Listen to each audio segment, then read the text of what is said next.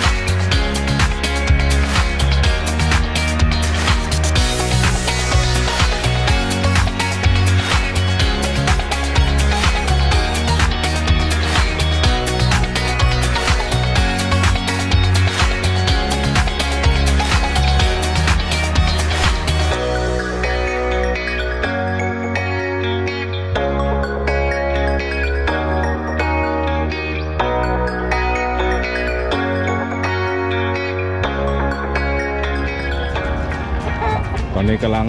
ขึ้นเรือเนาะทุกคนขนเครื่องขึ้นเรืออยู่นี่งานที่เราจะไปวันนี้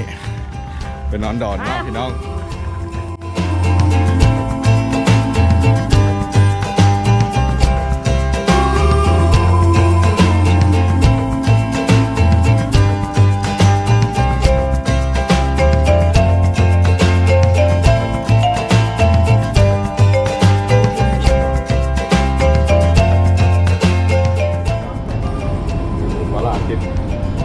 ขับเรือในมือเป็นยูบิทซูเปอร์นี่งานทีมงานไปยังมันครบเตรียมเบ็ดไปซิดพร้อมพี่เด้อกำลังเที่ยวเรือเด้อไลฟ์สดว่ะบอถ่ายวิดีโอไว้ซื้ออย่าลืม subscribe เด้อพาทุกคนขึ้นไปเบิ้งเทิงๆเนาะตอนนี้อันนี้คือส่วนหนึ่งดารากันมา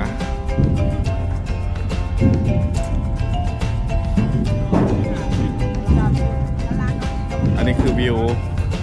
หน้าเขื่อนเนาะตรงนั้นเป็นเขื่อนเนาะนี่หน้าเขื่อน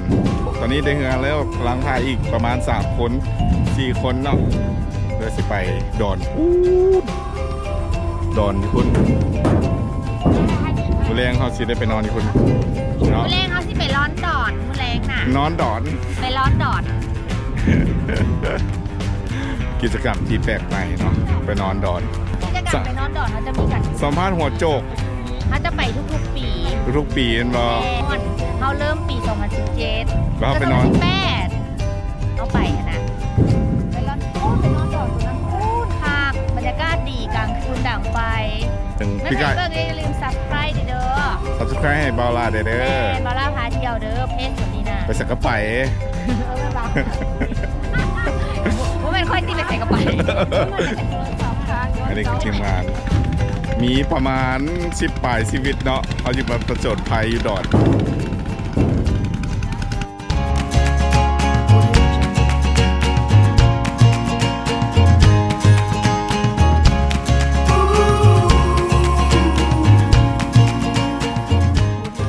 ตอนนี้ฮอดอน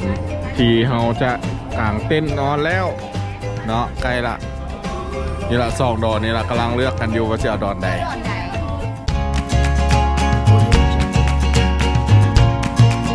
ต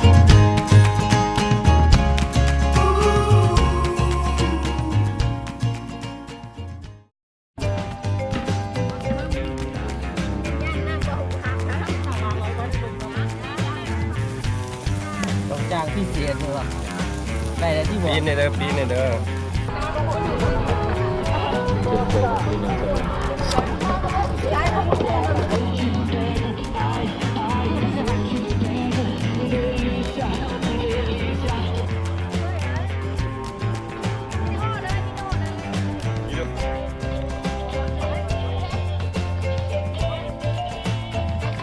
เอางามดูงามดู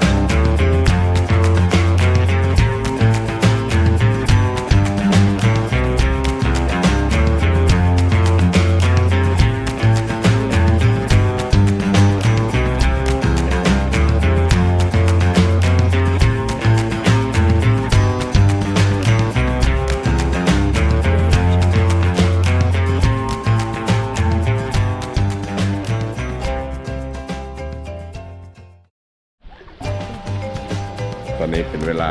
7 โมงก็ทุกคนพักกันตื่นแล้วตื่นแล้วก็เก็บกูเต้นกินอาหารเช้าเสียงวอกแล้วนี่พักกันห้องเมื่อคืนห้องเพลงเมื่อคืนกดล้างหน้าอาบน้ำเสียงเวลาเป็นเปลี่ยนนะเพราะว่าไม่ได้นอนเมื่อคืนกลางเต้นเฮ้ยกะลาซิเมนเต้นละตื่นพากันตื่นมาละส่วนหนึ่งก็เห็ดของกินที่ของกินตอนเช้าเนาะมีข้าวเช้าสำหรับบาร์บีคิวไปเบิ่งกัน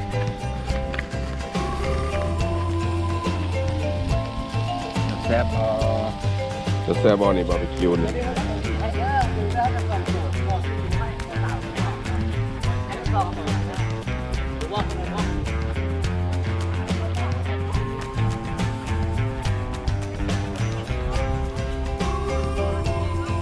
เสียหายแน่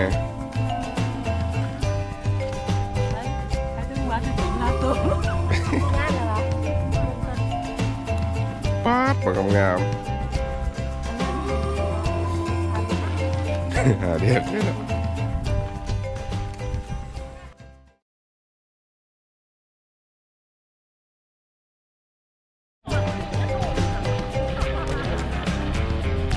ตอนนี้เรือกำลังมาหับเนาะเรือมาหับกลับบ้านตอนนี้กำลังขนเครื่องกลับแล้วเนาะขึ้นเรือขนเครื่องขึ้นเรือกลับบ้าน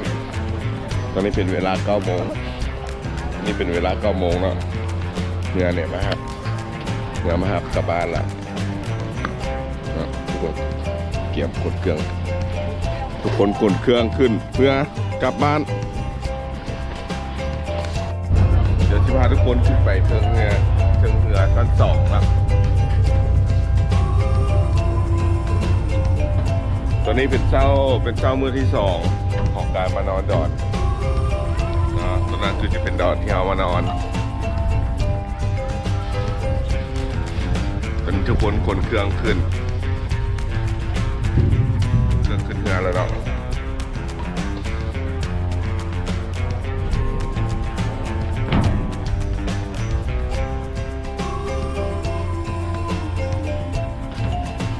สู้สู้สู้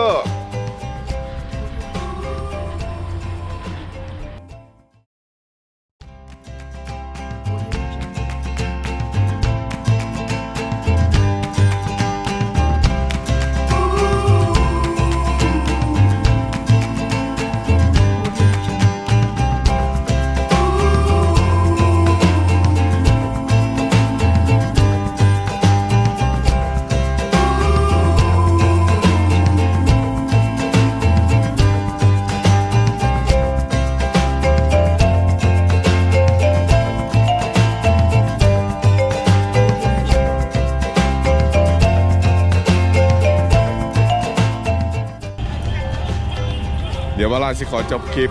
ไปพร้อมกับคลิปสุดท้ายอีกเลยเนาะพบกันใหม่ใน EP ต่อไปติดตามบอลาสิพาไปใส่เนาะติดตามนำกันเด้อ